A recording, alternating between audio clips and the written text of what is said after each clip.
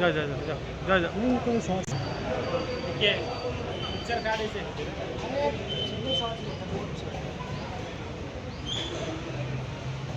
आया आया लगे जा दो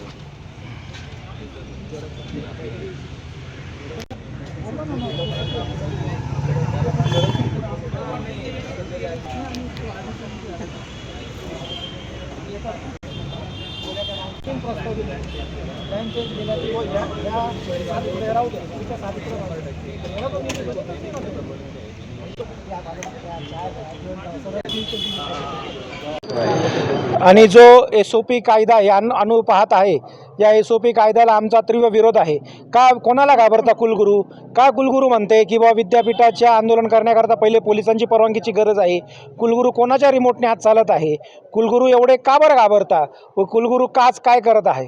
जर कुलगुरूंनी आमचा विषय मार्गी लावला नाही तर आम्ही नाशिककर जनता स्वाक्षरी मोहीम राबवू, त्यानंतर आम्ही भीक मागो आंदोलन करू व त्याच्यानंतर सुद्धा थांबलं नाही तर आम्ही हजारोंच्या संख्येने विद्यापीठात जाऊन तिथं धुडगूस घालू। व आज याकरता नाशिक शहरातलं तुम्ही बघू शकता की सर्व राजकीय संघटना त्यांचे पक्षाचे जोडे बाजूला ठेवून नाशिककर म्हणून एक म्हणून या ठिकाणी आलेले आहे व आम्ही 100% विद्यार्थ्यांकरता न्याय मिळवून देण्याचा या ठिकाणी आमचा सर्वांचा प्रयत्न आहे।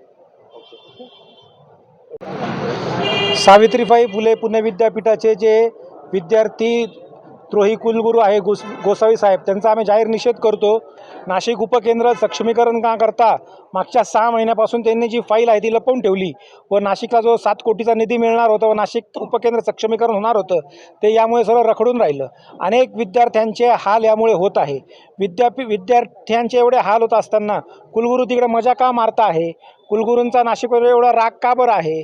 का बरं कुलगुरू नाशिकच्याच फाईली लपवून ठेवता, दडवून ठेवता व का बरं विद्यार्थ्यांना असं चपटू वागणूक देत आहे? जर सावित्रीबाई फुले कुलगुरूंनी येत्या 1-2 दिवसात उपकेंद्राचा विषय जर मार्गी लावला नाही तर आम्ही सर्व नाशिकमधल्या सर्व नाशिककर संघटना या मिळून राज्यपालांचा जो दौरा आहे त्यामध्ये राज्यपालांच्या गाड्या ह्या गनिमी काव्याने अडवू व नाशिकला न्याय मिळवल्याशिवाय आम्ही शांत बसणार नाही। अजून